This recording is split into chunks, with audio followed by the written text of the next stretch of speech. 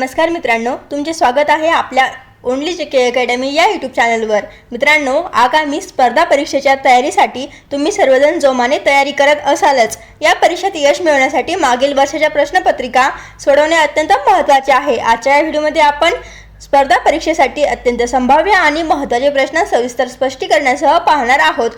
हा व्हिडिओ शेवटपर्यंत नक्की पहा, कारण यातील बरेच प्रश्न हे परीक्षेत वारंवार विचारले जातात।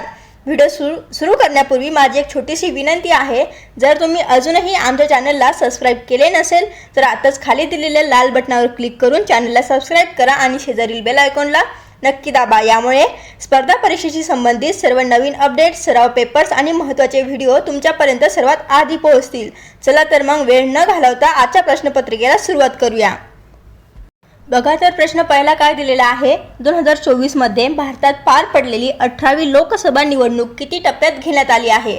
तर बघा, पर्याय दिलेले आहेत 5 टप्पे, 8 टप्पे, 7 टप्पे आणि 9 टप्पे। तर उत्तर काय असेल? तुमचं बरोबर उत्तर तुम्ही कमेंट बॉक्समध्ये नक्कीच कमेंट करायचं आहे।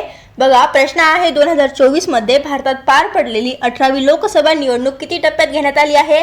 तर उत्तर आहे 7 टप्प्यांमध्ये। पर्याय क्रमांक सी हे आपलं बरोबर उत्तर आहे। 2024 मध्ये भारतात पार पडलेली 18वी लोकसभा निवडणूक ही किती टप्प्यात घेण्यात आली आहे? तर 7 टप्प्यांमध्ये। बघा, प्रश्न दुसरा काय आहे, महाराष्ट्र राज्य सरकारने कोणत्या वन्य प्राण्याला राज्य पाळीव प्राणी म्हणून घोषित केले आहे? तर कोणता प्राणी आहे? बघा, पर्याय दिलेले आहेत, ए पर्याय बैल, बी पर्याय शेळी, सी पर्याय शेकरू आणि डी पर्याय देशी गाय खिल्लार गाय। तर उत्तर काय आहे? बघा, उत्तर आहे पर्याय क्रमांक डी, देशी गाय म्हणजेच खिल्लार गाय। महाराष्ट्र राज्य सरकारने देशी गाय या वन्य प्राण्याला राज्य पाळीव प्राणी म्हणून घोषित केले आहे। पुढचा प्रश्न बघूयात। बघा, प्रश्न तिसरा आहे, पॅरिस ऑलिम्पिक 2024 मध्ये भारतासाठी पहिले पदक कोणी जिंकले? पर्याय काय आहेत?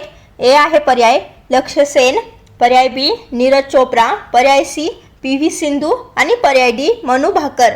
तर पॅरिस ऑलिम्पिक 2024 मध्ये भारतासाठी पहिले पदक कोणी जिंकले? तर उत्तर आहे मनू भाकर। पर्याय क्रमांक डी बरोबर उत्तर आहे मनू भाकर। पॅरिस ऑलिम्पिक 2024 मध्ये भारतासाठी पहिले पदक हे मनू भाकर यांनी जिंकले होते। पुढचा प्रश्न बघूयात। बघा, प्रश्न चौथा आहे, नीती आयोगाच्या म्हणजेच NITI आयोग सध्याचे मुख्य कार्यकारी अधिकारी म्हणजे CEO कोण आहेत? नीती आयोगाचे सध्याचे मुख्य कार्यकारी अधिकारी कोण आहेत? तर पर्याय काय आहेत? शक्तिकांत दास, पर्याय बी BVR सुब्रमण्यम, पर्याय सी अमिताभ कांत, पर्याय डी सुमन बेरी। तर योग्य उत्तर काय आहे? बघा, नीती आयोगाच्या म्हणजेच NITI आयोगचे सध्याचे मुख्य कार्यकारी म्हणजेच CEO हे कोण आहे? तर उत्तर आहे पर्याय क्रमांक बी BVR सुब्रमण्यम हे नीती आयोगाचे सध्याचे मुख्य कार्यकारी अधिकारी आहेत। पुढचा प्रश्न बघूयात। बघा, प्रश्न क्रमांक 5 आहे, 2024चा महाराष्ट्र भूषण पुरस्कार कोणाला प्रदान करण्यात आला आहे? तर 2024चा महाराष्ट्र भूषण पुरस्कार कोणाला प्रदान करण्यात आला? तर बघा, पर्याय ए आहे डॉक्टर अभय बंग, पर्याय बी आहे अशोक सराफ, पर्याय सी आहे बाबासाहेब पुरंदरे, पर्याय डी आहे सचिन तेंडुलकर। तर उत्तर काय आहे? बघा, उत्तर पर्याय क्रमांक बी अशोक सराफ। 2024चा महाराष्ट्र भूषण पुरस्कार हा अशोक सराफ यांना प्रदान करण्यात आला आहे। प्रश्न क्रमांक 6 बघूयात।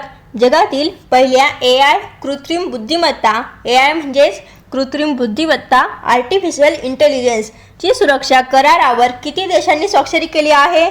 तर बघा, किती देशांनी स्वाक्षरी केली आहे? तर पर्याय ए आहे 10 देशांनी, पर्याय बी आहे 50 देशांनी, पर्याय सी 28 देशांनी आणि पर्याय डी आहे 100 देशांनी।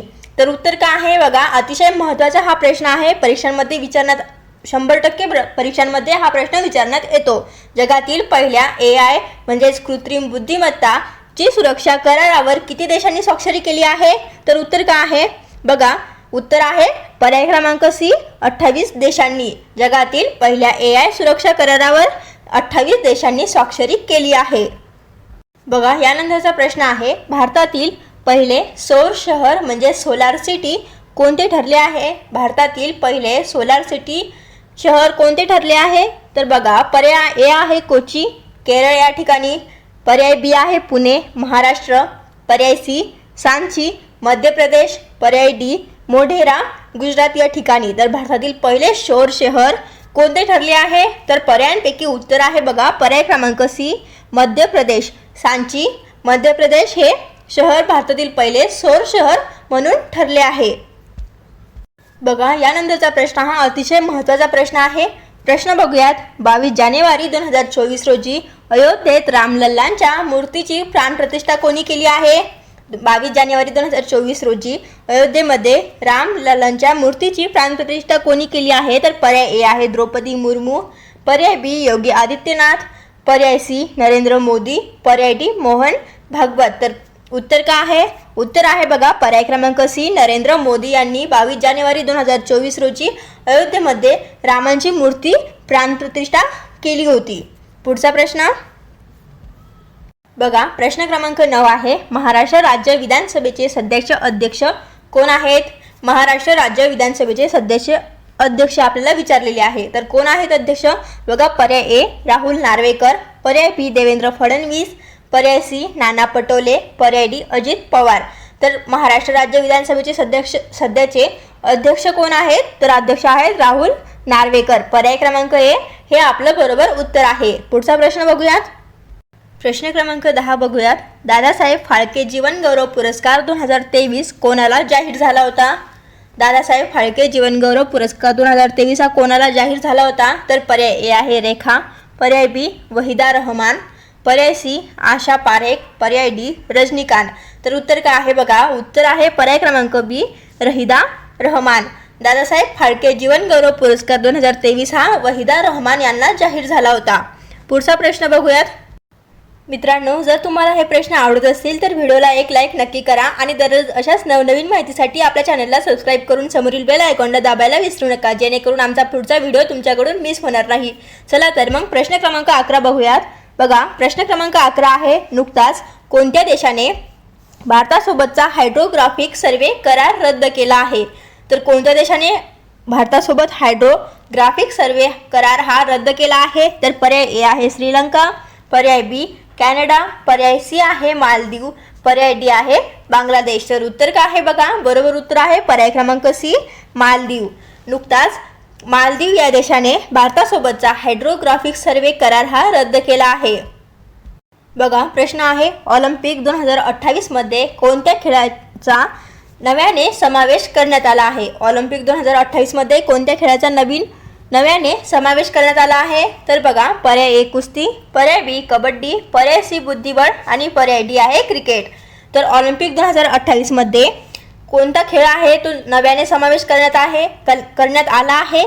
तर बघा उत्तर आहे क्रिकेट. पर्याय क्रमांक डी उत्तर आहे क्रिकेट. ऑलिम्पिक 2028 मध्ये क्रिकेट या खेळाचा नव्याने समावेश करण्यात आला आहे. बघा क्रिकेट हा खेळ भारतात अत्यंत लोकप्रिय आहे आणि 128 वर्षानंतर तो ऑलिम्पिकमध्ये परतत आहे. बघा यानंतरचा प्रश्न काय आहे. महाराष्ट्र शासनाच्या लेक लाडकी योजनेअंतर्गत मुलीला 18 वर्षे पूर्ण झाल्यानंतर एकूण किती रक्कम मिळते? तर बघा उत्तर काय आहे? पर्याय आहेत 1 लाख रुपये, पर्याय बी 25,000 रुपये, पर्याय सी 75,000 रुपये आणि पर्याय डी 50,000 रुपये. तर उत्तर काय आहे?